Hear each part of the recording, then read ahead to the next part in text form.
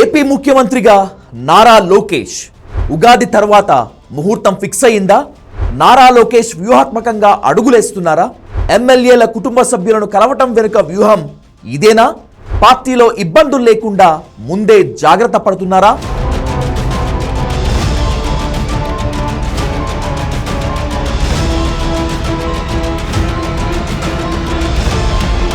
AP ముఖ్యమంత్రిగా నారా లోకేష్ త్వరలో ప్రమాణ స్వీకారం చేయబోతున్నారా? చంద్రబాబు నాయుడు లోకేష్ను సీఎంగా చూడాలని అనుకుంటున్నారా? లోకేష్ ప్రమాణ స్వీకారంపై ప్రధాని మోదీతో సంప్రదింపులు జరిపారా? డిప్యూటీ సీఎం పవన్ కళ్యాణ్ కూడా అందుకు గ్రీన్ సిగ్నల్ ఇచ్చేశారా? మాజీ మంత్రి పేర్ని నాని చేసిన వ్యాఖ్యల్లో ఉన్న నిజమెంత? నాకు కేంద్ర నిఘా వర్గాలు చెప్పినటువంటి సమాచారం, నాకున్న సమాచారం ఏంటంటే పవన్ కళ్యాణ్ గారు, చంద్రబాబు నాయుడు గారు నిన్న కూర్చున్న మాటలు ఏంటంటే, ఉగాదికి మా అబ్బాయిని ఎక్కిచ్చేద్దాం, అబ్బాయి ఆల్రెడీ మోడీ మనకు చెప్పేశాడు, అక్కడ నితీష్కి అయిపోయింది, నన్ను కూడా తప్పుకోమంటున్నాడు, మా అబ్బాయిని ఎక్కిచ్చేద్దాం, మా అబ్బాయితో సర్దుకుని మా అబ్బాయి కింద పనిచేస్తావా, మన ఇద్దరం కలిసి ఢిల్లీ ప్యాకప్పా ఏంటని మాట్లాడుకున్నాం. మాజీ మంత్రి వైసీపీ సీనియర్ నేత పేర్ని నాని చేసిన వ్యాఖ్యలు తెలుగు రాష్ట్రాల్లో చర్చనీయాంశంగా మారాయి. పేర్ని నాని కాకతాళీయంగా చేశారో లేదంటే పక్కా సమాచారంతోనే చేశారో తెలియదు, కానీ ఆయన కామెంట్స్ మాత్రం హాట్ టాపిక్. నారా లోకేష్ ముఖ్యమంత్రి అవుతున్నారని, ప్రమాణ స్వీకారానికి ఉగాది తర్వాత ముహూర్తం కూడా ఫిక్స్ అయిందన్నారు. అంతేకాకుండా తనకు కేంద్ర వర్గాల నుంచి పక్కా సమాచారం అందిందంటూ కొత్త చర్చకు తెరలేపారు. నారా లోకేష్ను ముఖ్యమంత్రిని చేయాలంటూ పార్టీ సీనియర్లు తమ మనసులో మాటను బహిరంగంగా బయటపెట్టారు. అనేక మంది నేతలు కూడా నారా లోకేష్కు మద్దతు ఇస్తున్నారు. సీఎంగా లోకేష్ బాధ్యతలు తీసుకుంటే పార్టీలో ఎవరూ అభ్యంతరం చెప్పరు. చంద్రబాబు నాయుడు తనయుడు, ఎన్టీఆర్కు మనవడు, బాలకృష్ణకు అల్లుడు, ఇలా ఒకటేమిటి ఎన్నో సమీకరణాలు కలిసి వస్తాయి. దీనికి తోడు చంద్రబాబు వయసు కూడా వచ్చే ఎన్నికల నాటికి 80 ఏళ్లు అవుతాయి. తాను యాక్టివ్గా ఉండగానే కుమారుణ్ణి సీఎం చేయాలని డిమాండ్ ఇంటా బయట బలంగా వినిపిస్తోంది.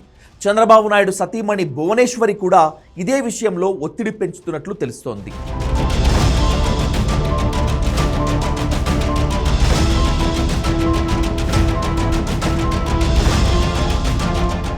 నారా లోకేష్ టీడీపీ జాతీయ ప్రధాన కార్యదర్శిగా కొంతకాలంగా సేవలు అందిస్తున్నారు. పార్టీలో అనేక సంస్కరణలు తీసుకొచ్చారు. రెండవసారి మంత్రిగా బాధ్యతలు చేపట్టిన తర్వాత పార్టీలో మరింత యాక్టివ్ అయ్యారు. అటు ప్రభుత్వంలో ఇటు పార్టీలో కీలక పాత్ర పోషిస్తున్నారాయన. నారా లోకేష్ ఇటీవల కాలంలో వరుసగా ఢిల్లీకి చక్కర్లు కొడుతున్నారు. అటు చంద్రబాబు కూడా ఎన్నడూ లేని విధంగా హస్తినకు వెళ్తున్నారు. అందరూ రాష్ట్రం కోసమని భావిస్తుంటే అసలు విషయం ఆలస్యంగా వెలుగులోకి వచ్చింది. సీఎం పదవి నుంచి తప్పుకుంటానని, నారా లోకేష్కు బాధ్యతలు అప్పగిస్తానని చంద్రబాబు నాయుడు ప్రధాని మోదీతో చెప్పినట్లు తెలుస్తోంది. అంతేకాకుండా తనకు కేంద్రంలో కీలక పదవి ఇవ్వాలని కేంద్రం ముందు ప్రతిపాదన పెట్టినట్లు రాజకీయ వర్గాలు కోడైకొస్తున్నాయి. చంద్రబాబు నాయుడుకు కేంద్రంలో కీలక పదవి వచ్చినా రాకపోయినా నారా లోకేష్ మాత్రం సీఎంగా ప్రమాణ స్వీకారం గ్యారంటీ అని పార్టీ వర్గాలు చెప్తున్నాయి. నారా లోకేష్ ప్రధాని మోదీని ప్రత్యేకంగా వెళ్లి కలవటానికి కారణం ఇదేనని తెలుస్తోంది. డిప్యూటీ సీఎం పవన్ కళ్యాణ్తోనూ లోకేష్ సీఎం అంశాన్ని చర్చించినట్లు తెలుస్తోంది. దీనికి పవన్ కూడా ఓకే చెప్పినట్లు విశ్వసనీయ వర్గాల ద్వారా సమాచారం. ముఖ్యమంత్రిగా ప్రమాణ స్వీకారం చేసే నాటికి పార్టీలో ఎలాంటి ఇబ్బందులు లేకుండా చూసుకోవాలని నారా లోకేష్ భావిస్తున్నారు.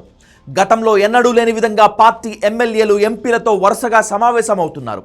ఎమ్మెల్యేలు, ఎంపీల కుటుంబ సభ్యులతో కలివిడిగా తిరుగుతున్నారు. వారి బాగోగులను తెలుసుకుంటున్నారు. ప్రతి నియోజకవర్గం ఎమ్మెల్యేను ప్రత్యేకంగా పిలిచి మాట్లాడుతున్నారు.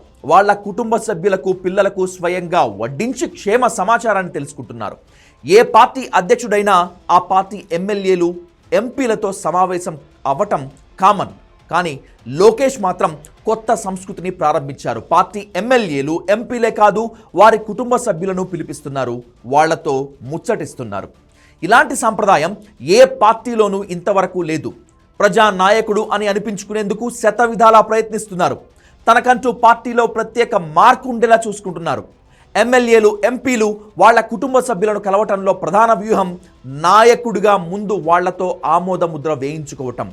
లోకేష్ గురించి వాళ్ళు బయటకు వెళ్ళి చాలా ఘనంగా చెప్పటం, క్రమంగా ఓ బ్రాండ్ బిల్డ్ చేసుకోవటం లోకేష్ స్ట్రాటజీ. ఒకరోజు అకస్మాత్తుగా ముఖ్యమంత్రిగా కూర్చోగానే జనంలో కానీ పార్టీ నేతల్లో కానీ ఎలాంటి వ్యతిరేకత రాకుండా ఉండాలని ముందే తాను ఒక పరిణతి చెందిన రాజకీయ నేత, తాను ఆ పదవికి అర్హుడు అనే అభిప్రాయాన్ని జనంలో సృష్టించడం కోసం లోకేష్ గ్రౌండ్ వర్క్ ప్రారంభించారు.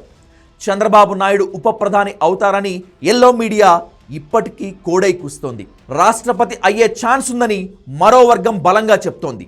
ఈ రెండింట్లో ఏది జరిగినా లోకేష్ ముఖ్యమంత్రి కావటం ఖాయం. అందువల్ల దానికి ముందే పూర్తి స్థాయి గ్రౌండ్ ప్రిపరేషన్ పూర్తి చేసేశారు లోకేష్.